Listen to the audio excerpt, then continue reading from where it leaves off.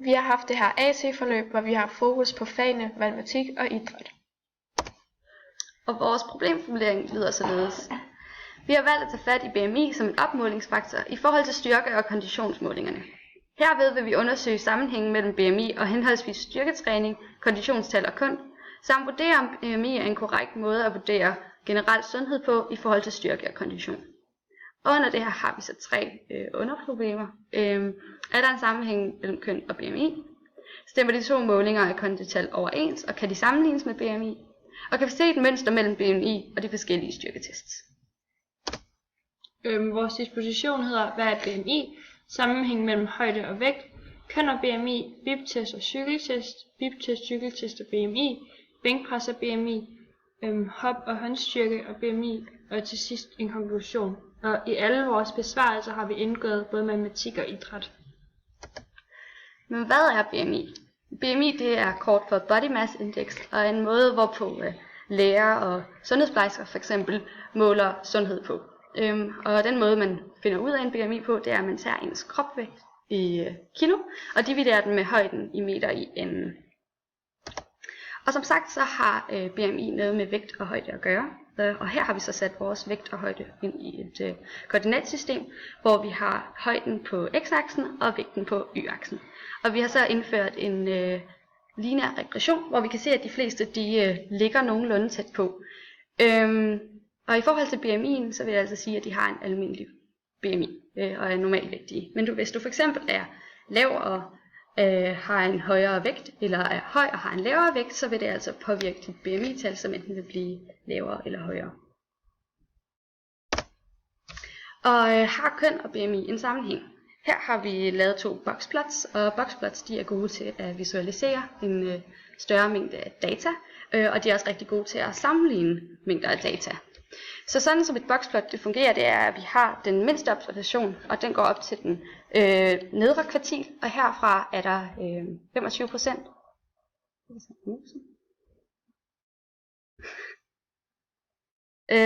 Så har vi fra den nedre kvartil og op til medianen 25%.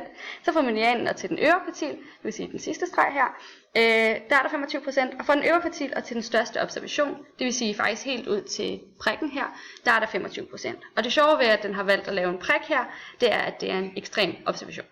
Men det vi kan se her på begge vores boxplots, det er, at der er en median, og det vil sige, det er her, at gennemsnittet er. Og kvinderne ligger omkring de 21, hvor mændene ligger omkring de 24. Og det vil sige, at i gennemsnit har mændene altså et højere BMI. Og det kan skyldes, at de har mere testosteron, som er det mandlige kønshormon, og derfor har de nemmere ved at bygge muskelmasse. Og derfor vejer de altså mere. Så vil jeg sammenligne de 2 kondital, vi fik i vores målinger, og sammenligne det med BMI. Vi har lavet 2 test for at finde vores kondital, og det ene det var en cykeltest, og det andet var en biptest. I cykeltesten der starter man med at cykle 70 watt i 5 minutter som pige og 100 watt som dreng. Derefter bliver belastningen sat op med 35 watt hvert andet minut. I biptesten sættes en distance på 20 meter, og alle udøvere starter bag den første streg og starter med at løbe, når de hører det første bip. Ved næste bip så skal den næste streg være nået, og sådan fortsætter testen, til man ikke kan mere. Når der skiftes hastighed, bliver det angivet ved et dobbelt bip. Så har vi lavet et koordinatsystem her, hvor at på y-aksen er biptesten, og på x-aksen er cykeltesten.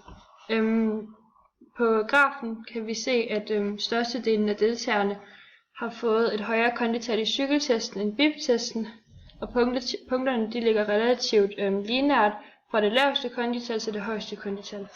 Linjen vi har her er en, som vi selv har indsat, fordi det den synes vi følger vores punkter allerbedst, men den linje vi har her er indsat ved at sige y er lige med x, og den linje viser hvordan at punkterne de burde have ligget.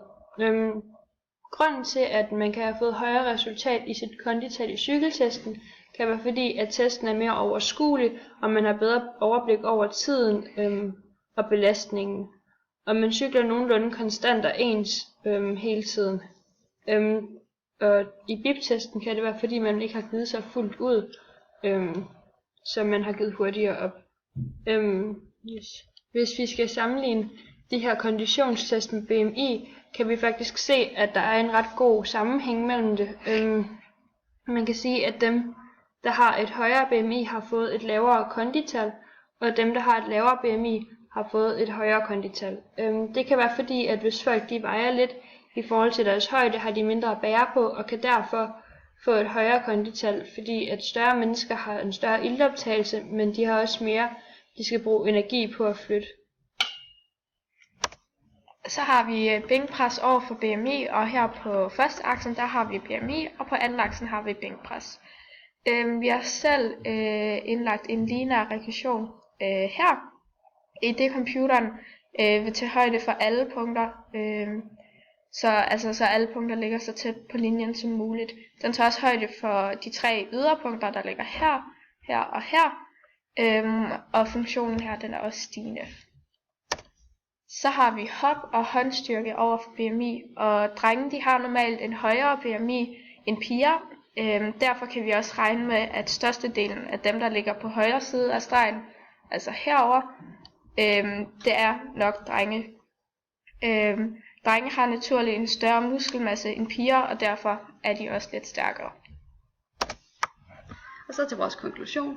Vi kan altså konkludere, at i forhold til vores teori med kønnene og BMI, så passer det rigtig godt sammen med sammenligningerne i forhold til styrke og til kondition. I forhold til BMI som en måling af sundhed, så mener vi, at et langt stykke hen ad vejen, så er det en rigtig god måde at måle sundhed på generelt. Men hvis man for eksempel har mere fedt eller mere muskler, det bliver der ikke taget hensyn til eller taget højde for, og derfor så kan den godt være misledende. Men hvordan kan man forbedre sin styrke og kondition? Jo, hvis man vil forbedre sin kondition, selvom man har en høj BMI, så skal man lave aerob træning, men man kan også supplere med anaerob tolerance, hvor man altså træner intenst i en længere periode, og derfor opbygger en tolerance over for de her giftstoffer, som der bliver ophobet i musklerne. Hvis du vil forbedre din styrke, så er det vigtigt at træne muskelvæksten, og det gør man ved at arbejde i sæt, hvor man altså gentager en øvelse et par gange, og så bliver den efterfulgt af en pause. Og det er også vigtigt at holde pause i visse grupper af kroppen, for at undgå, at du overbelaster dine muskler, og for at undgå ulighed i kroppen. Ja.